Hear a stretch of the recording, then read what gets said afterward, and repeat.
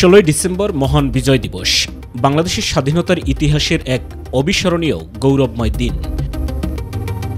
1971 সালের এই দিনে বাঙালিরা পরাধীনতার শেকল ভেঙে প্রথম স্বাধীনতা লাভ করে পৃথিবীর বুকে জন্ম নেয় বাংলাদেশ নামে একটি স্বাধীন সার্বভৌম দেশ। 1971 সালের 25 মার্চ কাল রাতে পাকিস্তানের হানাদার বাহিনী নৃশংসভাবে এই দেশের ঘুমন্ত সাধারণ মানুষের উপর হত্যাযজ্ঞ চালায়।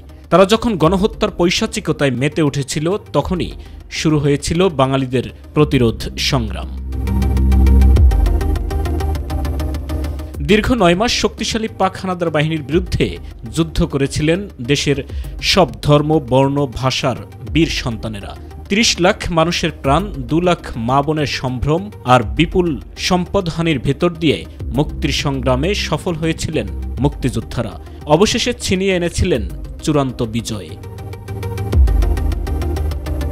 জাতীয়তাবাদ, গণতন্ত্র, সমাজতন্ত্র ও ধর্মনিরপেক্ষতার আদর্শ নিয়ে গঠিত বাংলাদেশ নামক রাষ্ট্রটি জঙ্গিবাদ, সন্ত্রাসবাদ, স্বৈরাচার ও সকল বৈষম্য প্রতিহত করে আবার ঘুরে দাঁড়িয়েছে বিশ্বের বুকে। বীর মুক্তিযোদ্ধা ফজলুর রহমানের মতে, সব অপশক্তিকে সমূলে উৎখাত করে উন্নয়ন ও সমৃদ্ধির স্বর্ণ শিখরে আরোহণ করাই প্রত্যেক বাঙালির স্বপ্ন। বাংলাদেশের মায়ের নাম হলো মুক্তিযুদ্ধ। মুক্তিযুদ্ধের পেট ছিঁড়ে রক্তাক্ত অবস্থায় বাংলাদেশ বাইরেছে। পলিটিক্স মানে হইল অসাম্প্রদায়িকতা। হিন্দু নয়, ওরা মুসলিম, জিজ্ঞাসা কোনো জন কান্ডারি বলো ডুবিছে মানব। আমি সেই পলিটিক্স, মানব সন্তান আমি সেই পলিটিক্স করছি। আমার সেই স্বপ্ন বাস্তবায়িত হয় নাই।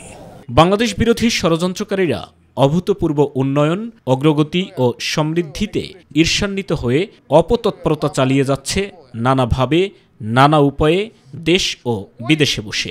এসব দেশবিরোধী অপশক্তিকে রুখে দেয়াই হবে বিজয়ের মাহেন্দ্রক্ষণে সকলের ঐকান্তিক অঙ্গীকার। কিন্তু মানুষ, আধুনিক শিক্ষিত মানুষ শিক্ষায় দীক্ষায়, জ্ঞানে গুণে, ত্যাগে তিতিক্ষায় বাঙালির সন্তানেরা বিজ্ঞানে উৎকর্ষ সাধন করে সারা পৃথিবীর সাথে যেদিন কন্টেস্ট করতে পারবে, সেই দিন আমার মুক্তিযুদ্ধের স্বপ্ন বাস্তবিত হবে। মধ্যযুগীয় রাজনীতি দিয়া না, মধ্যযুগীয় চিন্তা দিয়েও না। সাইদুর রহমান আবির, মাই টিভি, ঢাকা।